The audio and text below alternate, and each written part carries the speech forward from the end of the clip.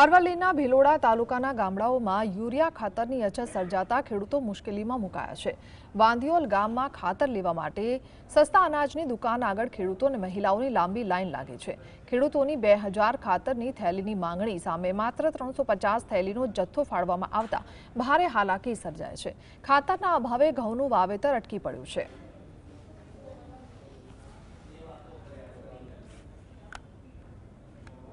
ભિલોડા તાલુકાની અંદર વાંધિયોલ ગ્રામ પંચાયત વિસ્તારમાં આવતા ગામડાઓ માટે ફક્ત 350 થેલી ખાતરની ફાળવણી કરવામાં આવી છે, જ્યારે અમારા આ વિસ્તારની અંદર 1500 થી 2000 યુરિયા ખાતરની થેલીની જરૂરિયાત છે।